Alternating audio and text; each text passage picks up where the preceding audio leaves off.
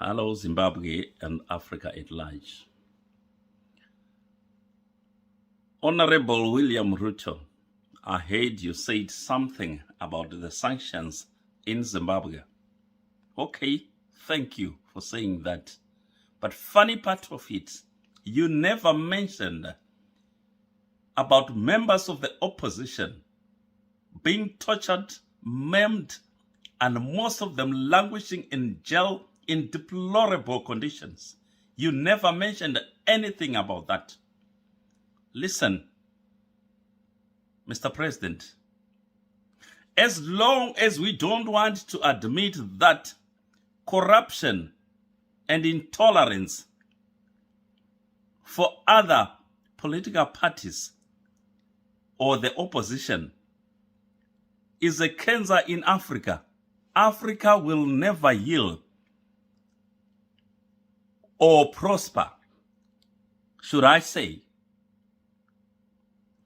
I understand when the late president of Zimbabwe, Robert Mugabe, died, you declared 3 days, if I'm not mistaken, of national mourning in Kenya. But remember, that person you call a hero, he grabbed land from the white farmers. When he died, he has a total of 24 farms for himself. Poor people are still languishing in their poverty, worse than they were before the previous regime.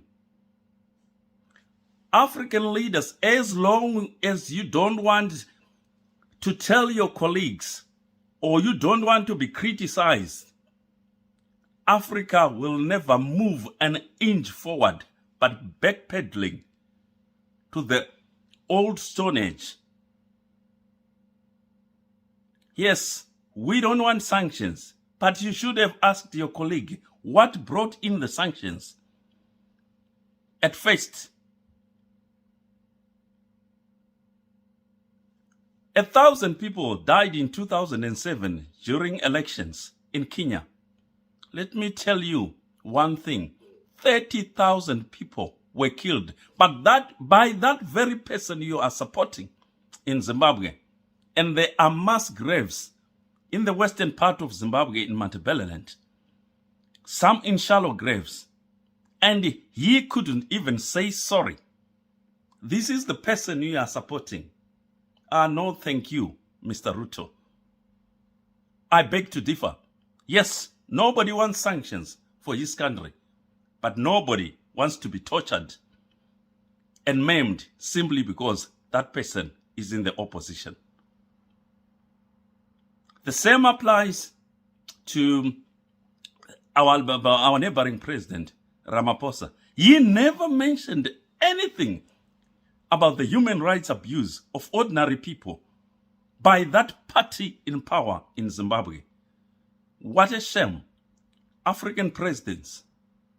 Kudos to those who are doing very well. The likes of Paul Kagame, president of Seychelles, Mauritius, they are doing wonders for their countries.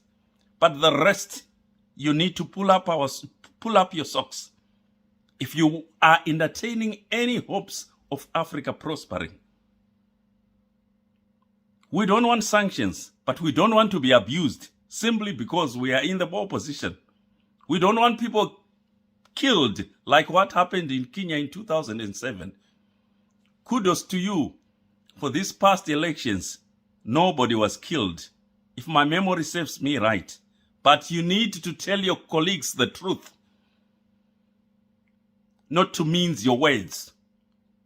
Your colleague doesn't deserve to be in that post if the truth is to be said. Thank you, and I wish you a colorful term till the next election. Bye-bye.